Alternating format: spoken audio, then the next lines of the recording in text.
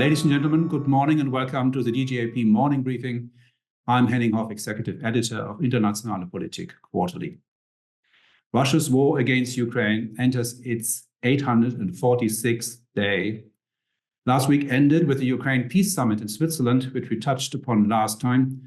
An impressive number of 92 countries were represented at the summit, many at the highest level.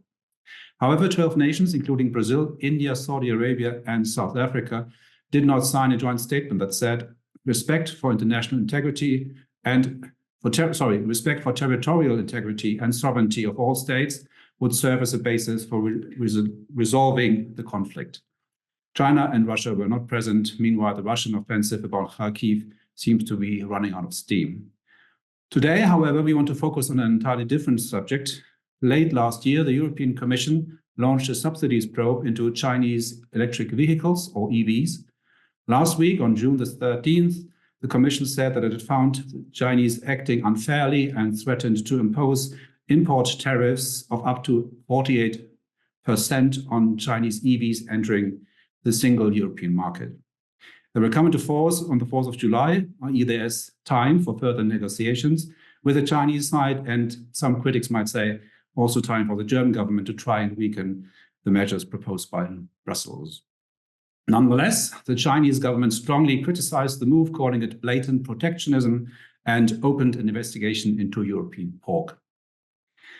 The Commission's decision seems to mirror US moves taken last month. The Biden administration imposed a 100% import tariff on Chinese EVs, but also on solar cells and other products of key importance to the green transition.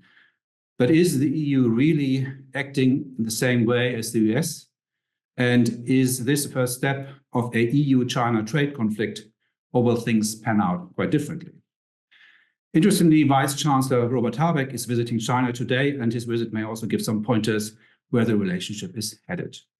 To discuss these things and many more, I have the pleasure of welcoming two DGAP colleagues to the panel this morning.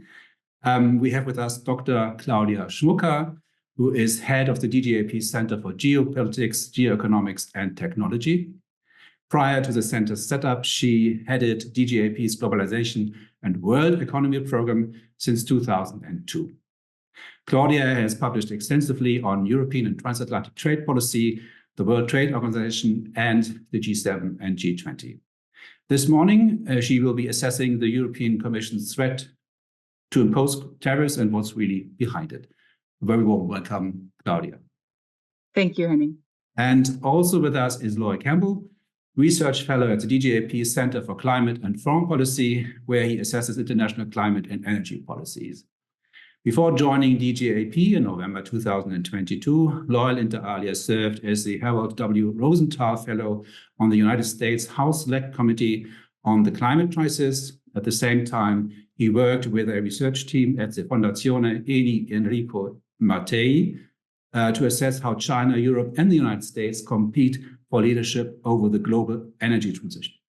This morning, Loyle will be speaking on the strategic importance of the European EV industry. A warm welcome, Loyle. Good morning. Thank you. Some housekeeping remarks to start us off. Each panelist has about 6 to 7 minutes for an initial input. After some discussion on the panel, about 25 minutes in, we will be opening up for your questions and comments. For the Q&A, please raise your hand, introduce yourself, and put your question in person to the panel. You can also use the chat function to put comments and questions to myself, and I'll try my best to put it to the panel. Please note that this briefing is recorded and that we have to close on time at 9:15. And with a word of thanks to Jan Stöckmann, Milan Nitsch, Julia Loeva, Wiebke Evering, Helga Beck, and others who keep these morning briefings running, and to all of our colleagues actually in the events and communication teams, let's start with Claudia. Thank you so much, Henning. It's a pleasure to be on the morning briefing because you always have these really important topics. So today is economics, and I'm happy to dive into the investigation by the European Commission. And later, if the discussion is more broadly about UN trade policy or the role of China, I'm happy to dive into that as well. So Henning, as you mentioned last week on June 12th, the Commission pre-disclosed the level of duties, so-called countervailing duties, for imports of battery electric vehicles from China to the European Union. And these tariffs amount, we have a different tariff range from BYD to 17.4%, Geely 20%, and SAIC 38.1%. The reason why SAIC is so high is because that company was not cooperative in the investigation by the European Commission. And these three tariffs come on top of the 10% tariff that the EU imposes on EVs in general. So the background is that the tariffs have been a result of an ongoing investigation into subsidies that started last fall. You mentioned that, Henning. Early October 2023, the Commission formally initiated an anti-subsidies investigation into these battery electric vehicles. It was an ex officio investigation, meaning that the Commission initiated the subsidies investigation on its own. It did not receive a complaint by other companies. This investigation is not linked to economic security. So we did have a new economic security package in January where we proposed to have stronger export controls, investment screening, possibly outward investment screening. This is not linked to this discussion, which is also relating to China. Instead, it's a purely trade defense investigation. And this means that it is based on European trade law, and it's also based on WTO rules, because we see that a certain import is unfairly subsidized, or we think it's unfairly subsidized, and we analyze whether this is true or not. And this is also a huge difference to the US tariffs that you mentioned. President Biden announced that he will impose 100% tariffs on the EV imports from China, on top of the 2.5% that they already have. This is not a trade investigation. This is a preemptive tariffs to prevent Chinese imports into the US market. So there's a huge difference between the two investigations. One more thing that I also find important is that these tariffs will not block imports from China. They will just make them more expensive. But we do not see that we have no more imports of EV, because the European Commission, the European Common Market is still an important export market for China. So what's the timeline? Henning, you mentioned that on 4th of July, we will have provisional tariffs that are applied unless there is a mutual agreed solution with the Chinese government. And the period is running now. And on 4th of July, we will then have provisional tariffs. This will be followed by a period for comments from interested parties. Member states will be consulted. And then on 4th of November, the latest, the tariffs will be applied. And this proposal is adopted unless we have a qualified majority by member states against the tariffs. So the question is, what's the reason behind the tariffs? And you have a EU trade subsidies investigation. It checks first if imports benefit from subsidies. Second, it looks whether EU industry suffers material injury. And third, it looks if there's a causal link between the injury of European industry and the subsidized import. And this is what the Commission looked at since last fall. And they found that the Chinese government is subsidizing EV vehicles along the entire value chain. So we have subsidies from lithium suppliers. We have subsidies from battery producers. We have subsidies from R&D companies. And we even have subsidies for the transport from China to the European Union. And these subsidies come from all levels, from the national level, from the provincial level, or from the local level. And we also have, on top of that, financial institutions that play an important role because they act as a public body and support the production of EVs as well. So that's the first point that they looked at. The second one is they looked at the impact on European car industry or EV industry. And at least according to Commission numbers, the share of Chinese EVs in the market was raised from 3.9% in 2020 to 25%. There are lots of numbers going around, but you see there's a high amount of market share that now belongs to Chinese car companies. And the third point that they also did is they looked at other countries. And here we see a tendency to restrict market access to Chinese EVs. It's not only United States that imposed 100% plus the 2.5% that they already have. We have Turkey, who added 40% tariff on top of the 10% tariff that they already have. We have Brazil who wants to impose 18% tariff. We have India with 70% tariff, and the European Union at the present stage of 10%. So you can see that a lot of other countries protected their market, and that is also one concern, that if all other markets are closed, the European market will get all the overcapacities from China. So what are the implications of this decision? First, what I said before, it's a trade case. It's not a trade war. It's in line with WTO rules and in line with our trade investigations and trade defense mechanism that we have. Henning also mentioned that China announced already an anti-dumping probe against EU pork and pork byproducts. I think this is a direct answer to the subsidies investigation, because I read at least that EU exports of animal products dropped to a 4-year low in 2023. So in my view, China is unlikely to target German investments in China. So German car investments, for example, we have high investment rate because China needs these investments. It needs the jobs. It has low growth. So I don't see them hitting German investment in China, but they could increase the exports that they target. The hope is that we will find a solution, a negotiated solution in the interim period until July, but this will not be easy because the Chinese economic model focuses on promoting exports like EVs. EVs is just one sector where they focus on. And so to change this kind of subsidized system would require fundamental reforms of the Chinese economy. And I think that's highly unlikely. Therefore, we will see some kind of escalation in the EU-China relationship. But as I mentioned before, China really needs the European market. So many other markets, for example, the United States is closed. So it needs the common market. So it might be open to some kind of negotiated settlement. So to sum up, the tariffs are the right answer to the subsidies that the Commission found in the value chain of Chinese EVs. But still, in general, I would still say we Europeans should still stick to open markets and open trade as much as possible, because this is also where our prosperity depends upon. So thank you. This is from my side.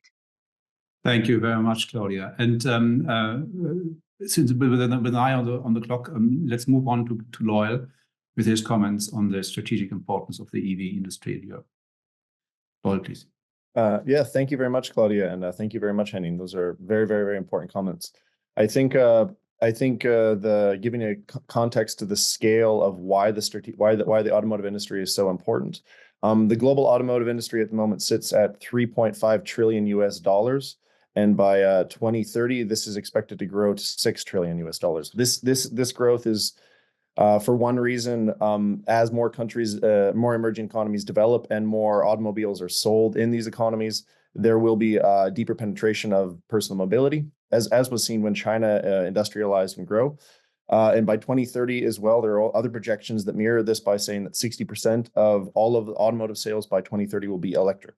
This is one of the reasons why the electric mobility industry is such a hot topic at the moment, because it's an enormous economic opportunity, especially for just maintaining relevance in a very, very high value sector, because the automotive industry specifically has large footprint in any economy that it evolves in. For example, in the German case, you have about 800,000 people directly employed by the automotive industry. And there are several 100,000, if not million, other jobs located throughout Europe in the regional supply chains, whether that be in Hungary, Poland, or broadly, like in Czechia or Slovakia, or in France, whether it be Renault. But this is, again, linked at the moment to internal combustion engines. So as if you transition to the electric sector, you want to make sure that you can maintain as many of these jobs as possible. But the interesting point here is to see that the knock-on effects are not just in direct jobs. In the report from the German Trade and Investment indicates that in 2017, 47.5% of all patents filed in Germany were directly linked to the automotive industry. And in 2023 or 2022, I believe, about 1/3 of all German industry R&D expenditure was done by the automotive industry. This kind of shows that major portions of R&D expenditure and investment into advanced technology comes directly from revenues in the sector. And again, in 2023, the German automotive sector had a net revenue of 560 billion euros. This is, again, from global sales as well as sales within Europe. But you can see that the footprint of this sector is absolutely enormous. And and part of this is because of German automotive sales more, but also the quality of German sales more specifically. So Standard Deutschland is very, very highly regarded, and just in a broad sense. German automotive footprint is very, very dominant in the premium segment. So if you look at the automotive industry as a whole, you have the more cheaper vehicles that were the kind of volume segment where, say, a company like Volkswagen sells larger volume of vehicles, where a company like Porsche or subsidiary like Porsche or BMW or Mercedes kind of wants to sell these more premium models, the more expensive models. And this is where German footprint is, again, very, very dominant.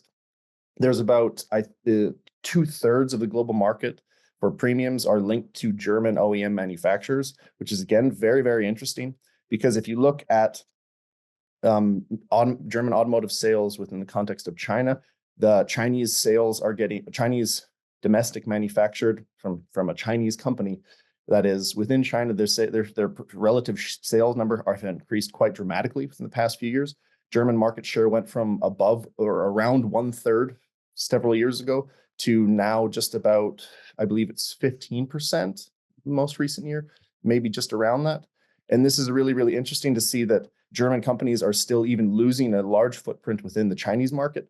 Part of this is because the Chinese market is moving very much towards an ICE or an internal combustion engine ban or phase out in 2035, where they're focusing more on new entry vehicles, or new energy vehicles as they classify them. But also because the Chinese market is highly competitive. And what do I mean by highly competitive is that they're sometimes deploying new models within the scope of a few months. Think of a smartphone or an app like an iPhone. This is the innovation model within China. So it's very, very, very, very competitive. And there's been an ongoing price war between Chinese companies to try and capture more and more of this market. And this has caused the profit margin within the Chinese market to decrease dramatically. And why is this important for EV for the tariffs and EVs? Because there's a report from the Rhodium Group that showed that because the discrepancy between the price being paid in the Chinese market and the price being paid in the European market indicates that unless there were tariffs of 30, 40, 50% or even higher, Chinese companies can still make a very large profit by selling their cars to Europe, because the price discrepancy and what a European customer is willing to pay for a vehicle is so much higher than what they'd make in China as well, especially relative to the competitiveness of the actual market. The interesting thing here is that you can see that even despite the tariffs, or even if they go forward, Chinese companies will still be very, very competitive in the European space. So, and again, it doesn't impact all exports from China in the same sense. It will likely have a much bigger impact on Western or German OEMs that are producing vehicles within China and then exporting them back to Europe. So where you have a Volkswagen or a Volkswagen joint venture producing a vehicle in China and then exporting that to the European market, they will likely be impacted in a very different way than a Chinese company would, say BYD, SAIC, because these companies are very, very vertically integrated, and they generally receive more subsidies than the Western company that has a joint venture or sets up operations there. So it's very, very dynamic, and understanding how it will evolve is still really open to question, especially depending on how the countries like Spain will actually respond to this investigation. And again, Mrs. Schmucker mentioned that it's a QMV. And one of the arguments that I've seen suggested as to why pork was targeted is because if you need a majority, then you need to have other countries other than just Germany involved. And Spanish exports of pork could be something to target as well. So again, this goes into the broader kind of strategic discussion about not necessarily trade disputes, but bilateral or multilateral trade relations in general. Thank you very much, Loyle. I think that concludes your initial remarks, right? And thank you very much for those. Let's get back to Claudia for a second. Loyle has already touched on the role the German automotive industry plays in this whole topic. Why would you say was the German government so reluctant to support the Commission in this investigation, and is still sort of not very happy with how things are going? Well, thank you for the question. Germany is still, despite all the talk about de-risking, German companies are heavily involved in the Chinese market. I mentioned there's, especially the car companies, have a high investment and rising investment in the Chinese market. And so the fear of retaliation is very high, that you could use maybe some national propaganda saying don't buy German cars, but because look, they close us out of our market. So even if they might not retaliate directly against German investment in China, they could use this kind of mobilization not to buy German cars anymore. And on top of that, we have a very strong trade relationship with China. This is also different from US-China relationship or from other European countries. Germany is still trading heavily with China, and I would still say both sides also profit from this relationship. So the fear is that you start with pork. Agriculture is not a high % of our export, but I mean, they could retaliate to other products that hit us in the economy. So Germany is still, because of the close relationship that we have with China in trade, still more looking for a negotiated solution than having tariffs, because they fear that China will retaliate and that we will have a tariff war. Yes, and I also sort of heard from the German automotive industry. They say we want to compete with Chinese EVs in our market without sort of interference. Is that wise in your view? Could I? Yes, I don't know. But, probably Loyle can also answer this question. But the thing is, what the Commission says, and what I find convincing, they found unfairly subsidized EVs, value chain of EVs. Yes, we can compete, and I hope we can. But if something is unfairly subsidized, it's very hard for us to compete. So unless there's a level playing field in the production, and which does not exist, I think these tariffs are still the right way. Thank you very much. Loyle, maybe also to that question, and I also read reports that the what the thinking behind the Commission's move is also to force the Chinese to think about setting up joint ventures with European companies, because there is a technological advance in China in the EV industry, which Europe is struggling with to catch up to. And whether that is also behind this threatening of tariffs, would you say? Thank you for mentioning that, Henning. I think that to build off of Claudia's point, I also think that this generally shows a difference between the European approach and the American approach, where the American approach are quite uninterested in partnering with Chinese companies and are, having this foreign entity of concern clause where they're potentially designating any Chinese company investing into the United States EV market just to kind of push them out. Whereas Europe is trying to set the level playing field, but still saying that the European market is open for competition because they want Chinese companies to bring their innovations and to bring the competitive nature of the Chinese market into the European context. And I think that this is one of the reasons why joint ventures also are quite interesting, where there can be mutual learnings.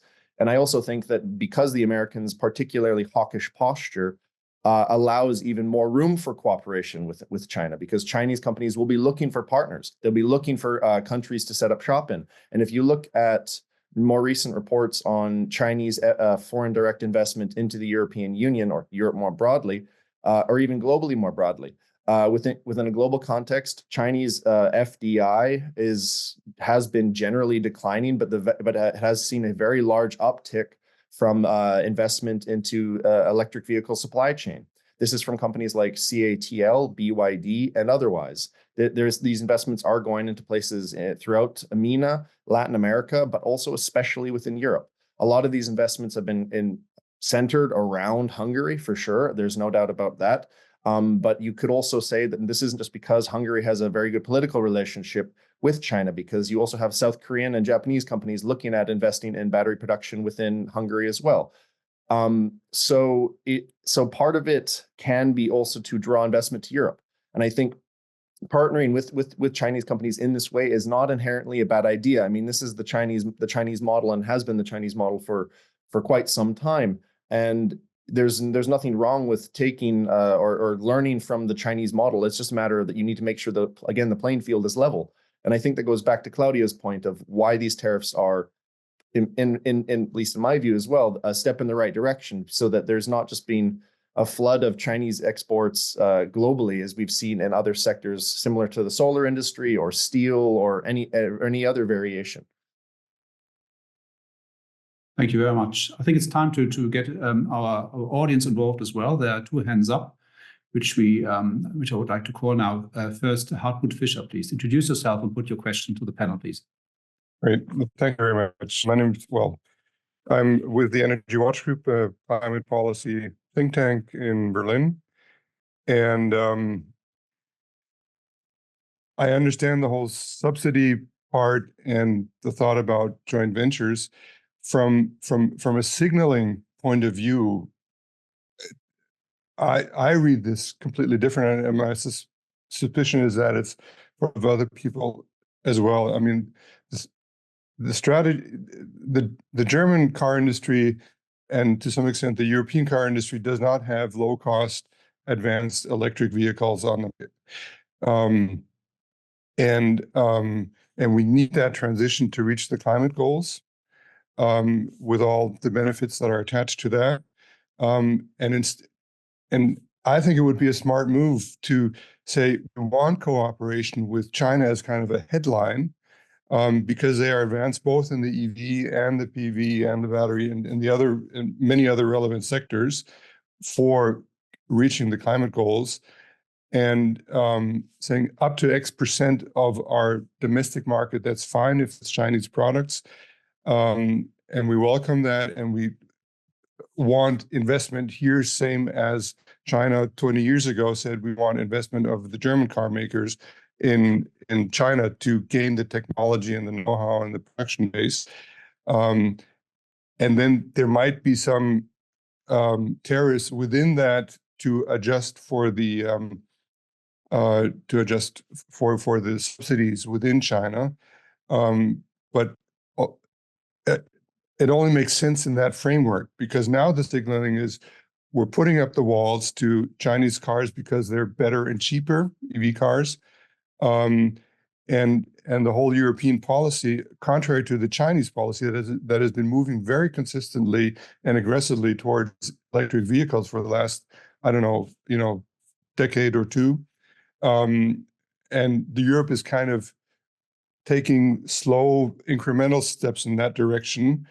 It's kind of prolonging our stay with the combustion engine. There's a lot to say about that, but I'll stop here at that moment. Okay, I think we got your points. Thank you very much. There is also a hand up by Leah Pernell. Please introduce yourself and put your question to the panel, please. Good morning. I'm journalist for the French press agency. Thank you very much for your presentation. My question is a quick. What do you expect from Mr. Habeck tomorrow during his trip to China? What do you think he will try to negotiate with the Chinese government? And also, do you think he might have a chance? What is your opinion? Maybe for Claudia. Thank you very much. And there's one in the chat I would like to add to these two by Steffen Schumacher, who says sort of in the course of de-risking because of China's aggressive, expensive ambitions, won't it be the case that investment in China will be reduced in any case? Yeah, who wants to respond to the 3 questions first? Maybe Claudia, and then Loyle. Sure. There were many good points that I would also support. So the first point is that the German and probably European car industry was very slow in the transition. So the Chinese were much faster. And I think this is a point that needs to be raised, because a lot of times it is said, oh, these tariffs are kind of the infant industry tariffs, how we call them in economics, saying our industry is not as competitive as it should be, and therefore we are raising tariffs to support our industry. I think there are two different points. The first one is, yes, I think the German car industry and European car industry have been much too slow in their transition, and that they need to really invest in the transition to battery electronic vehicles. But the competition needs to be fair. So it's also about unfairly subsidized EVs.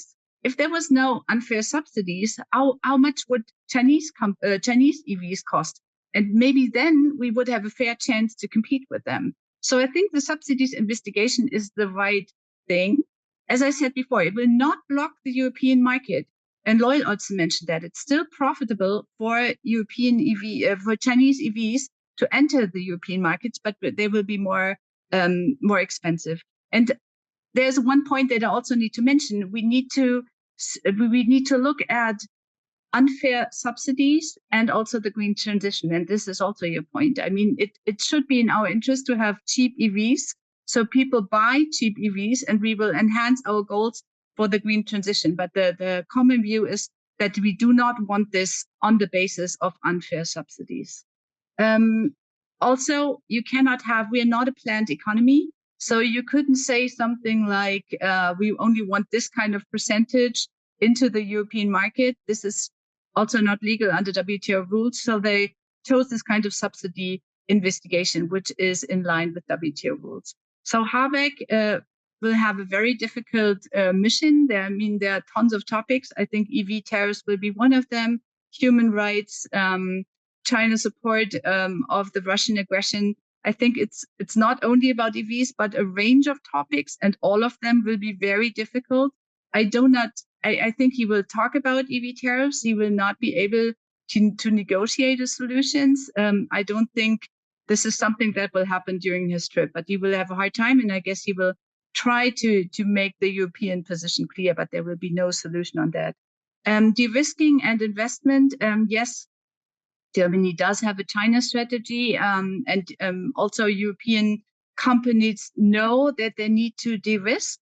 And we also see a diversion of investment, especially from Mittelstand, from China away to other markets. The problem is that the Chinese market has no comparison. Like we could say, don't invest in the Chinese market, go to Vietnam, but this is not the same amount of market. So you hardly have any other market that has the power of the Chinese market. And for some companies, especially the German car companies or BASF, those are the major German companies, they say for them it's still profitable, despite the talk of de-risking, to continue the investment in China. Because at some point they might have losses, but until that point, they can still profit from the large Chinese market. So yes, we do see de-risking also to other markets from a majority of companies, but there are also large companies who keep on investing in China. Thank you very much, Claudia. Loyle, do you want to come in as well? Yeah, no, thank you very much, Mr. Fischer. I really appreciate your point on the climate transition, and I think that for me, there's several reasons as to why making sure that there's some EV value capture within Europe is particularly important. One, because generally the European power mix is much cleaner than China. Even if Chinese economies were considerably more efficient in terms of energy intensity, which I don't believe they are, the emission profile of the Chinese power system is particularly bad because of just its coal intensity. There's a report from Transport and Environment that showed if you consider environmental footprint, even just using the regular average European grid, I think you have a 35% reduction in emissions profile from one EV if it's produced within Europe. If you have a particularly clean country, you could say a particularly clean country with high renewable penetration, say like Denmark, or with higher nuclear penetration for emissions reasons, being France, then you would have up to a 60% reduction in comparison to the Chinese produced EVs. Don't get me wrong, it's not to say that we shouldn't incorporate Chinese tech, but the thing is that generally when you produce in Europe, you have more control over it, and there's more transparency over how it's clean and if it actually is clean. Again, there are environmental issues with actually bringing this technology and this manufacturing to Europe. For example, there are cities within Hungary that have pushed back on battery production facilities because there is risks of pollution in terms of battery production. There can cause damage to water systems, and I know they're also quite relatively water intensive.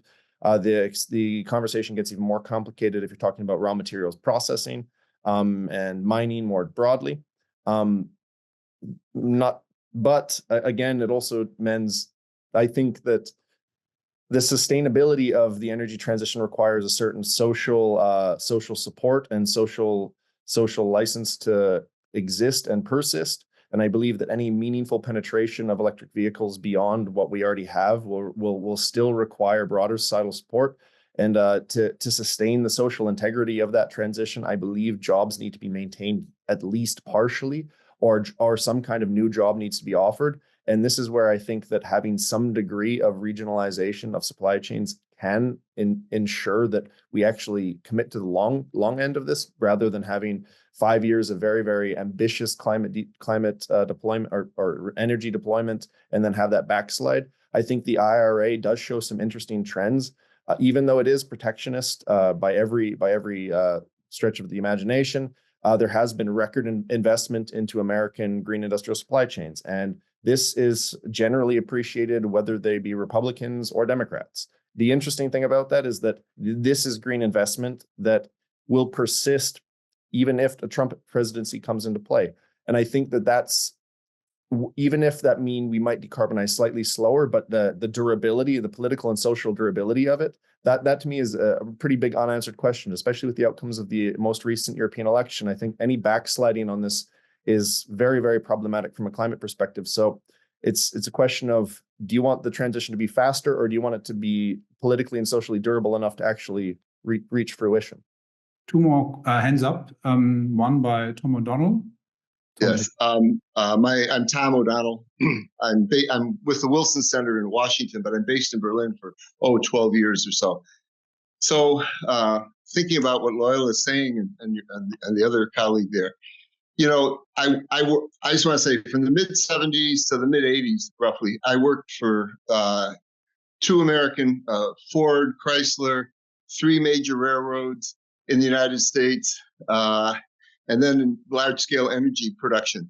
And it's very familiar, this discussion to me, about the initial phases of deindustrialization, not even restructuring yet. And I would just say the problem is there's some fundamental problem with the German economic model. It hasn't been thought through what the new model would be, not overall, but also for specific industries. So that's a complicated discussion. But I would say for the auto industry, so as not to go the way of wind and solar, which were supposed to be boosted by this Energiewende, which deindustrialization or degrowth was consciously part of it, and still something like half of the ministry seems to think this is a good thing and nothing can be done about it. You might think about what you are competitive in. The idea of going full scale into EVs, it's not been proven that what percentage of the market they're going to take. So one has to be circumspect, especially given supply chains when you get to larger percentages in the world. Number two, for a real transition away from using carbon and also solving the congestion problem, there's the whole mass transit side that could be got into, but that's a difficult transition for auto industry.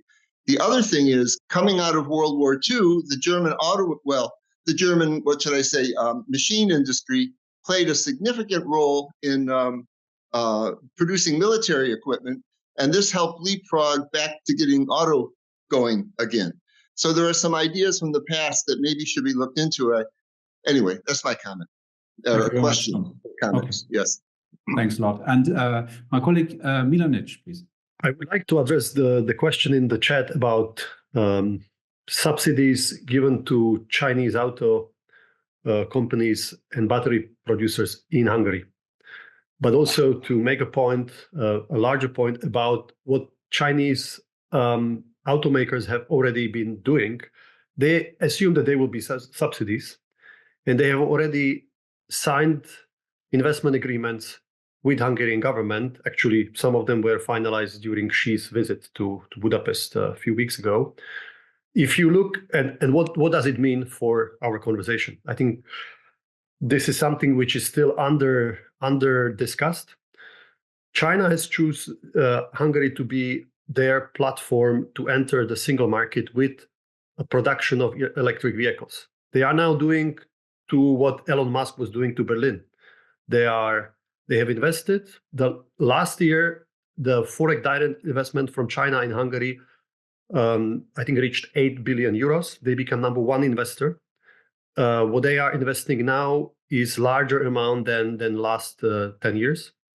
And they are speeding up in order to be able to produce electric vehicles there already in 2026 or 2027. The problem is that, of course, Hungarian government is interested to have them and try to also create infrastructure and so on there. They are offering subsidies that they haven't published yet. They say that they will publish it once it will be approved by the European Commission.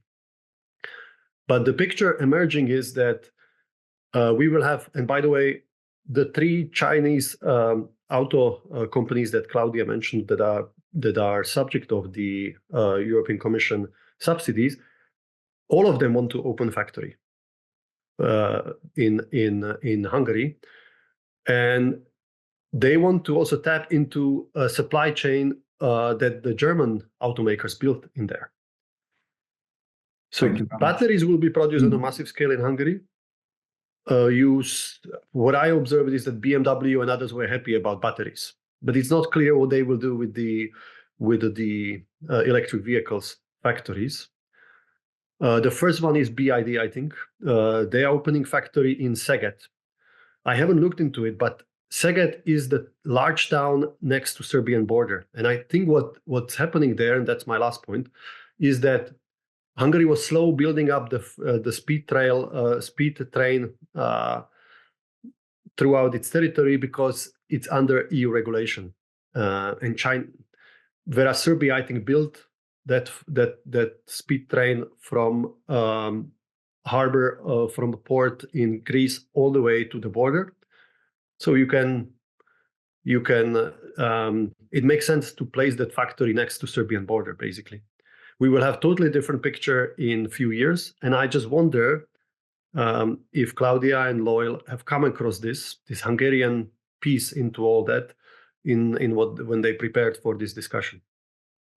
Thank you very much, Milan, alerting us to the sort of geostrategic, geoeconomic aspect of the whole question as well. We've got only 2 minutes left. That's not much. And I had a sort of final question as well, but maybe give you two a chance to respond to these, and then we close with one final question by myself. Claudia, please.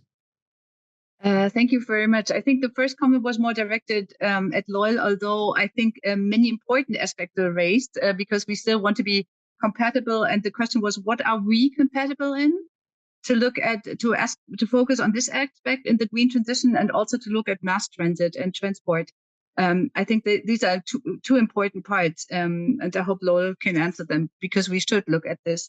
Hungary, I did not look at Hungary, but Hungary poses a problem for European unity, because what we say is that we want to become tougher towards China. So we have the three aspects of partner, competitor, and rival. And we tend to go more into the US direction of China being a rival, despite us not wanting to disrupt all trade. But we see the danger with regard to China.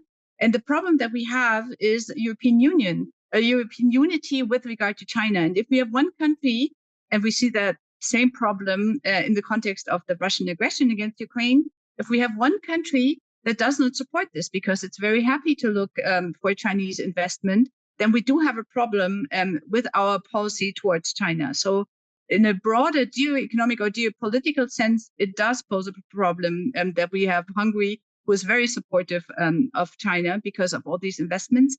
And I'm really curious how this will follow up, because Hungary will take over the council presidency. And as I said, the tariffs will be finally defined in November. So that will be part of the Hungarian council presidency. So I'll be curious to see how this works out. Other than that, Loyle mentioned that as well. We are interested in joint ventures. We do want to have competition. We just don't want to have unfair competition. So we would be interested in joint ventures with Chinese companies. I'm not sure if BMW would be happy or what you just mentioned, but still we are open to competition. As I said, these tariffs are not supposed to protect or to have like a fortress Europe with no import. So I think we would be interested in having more investment. Thank you very much. Loyle? Yeah, thank you as well, Mr. O'Donnell, for your comments. That is very fair. There are a lot of unforeseen challenges, especially when hitting deeper penetration rates of electric vehicles. And again, these are all based off of projections and expected deployment rates, usually which are projected forward with a target in mind and somewhat based on historical data trends and corporate announcements. But corporate announcements can shift if the market is not picking up. And it depends also on political winds and amongst other things. I think that EV penetration rate will be quite robust for the next few years. I think there's a lot of reasons why that is the case. But my question or my uncertainty isn't as much about Europe as much as it is in third markets. What do I define as third markets? Every country that's not just Western OECD, Europe, or China. This is India, Vietnam, Mexico, Brazil, Indonesia, the Philippines. These are markets where EV penetration still remains very, very much unknown. And also the style of mobility remains very, very unknown. This might not be a big American SUV. It might not be a 4-seating, 5-seated BMW. It might be a 2- or 3-wheeler, as in the case of India. And this is a very interesting dynamic because there's a report in the IEA Global EV Outlook for 2023, I believe. It showed that sales of electric vehicles in countries like China, Turkey, and I believe Brazil, majority of them were produced domestically by domestic or by their own national companies. And this is interesting because you can see in this context, even if they are transitioning to electric mobility for decarbonization, they still might prefer protectionism. So it doesn't guarantee any large continued exports of German automotives. And this, again, requires a rethinking of the economic model of Germany and how much global exports of good and advanced manufactured materials is consistent. Thank you very much. And to conclude, maybe each had a minute at maximum. Claudia, you suggested it will be very difficult to find a way out of this conflict with China. Loyle suggested that still it would make sense to cooperate, at least in some aspects. Sort of, what is your hunch of the wider picture? Sort of, where are we headed to a bigger conflict with China over trade and economic relations, or are there off-ramps which both sides could take? I mean, there's also a huge trade deficit. I think we haven't mentioned that, which the European Commission has pressed the Chinese to address. And there's, to my mind at least, not much coming back from the Chinese on that. But yeah, just your sort of your hunch, your impression of how things will be developing over the next couple of months. Claudia and then Loyle.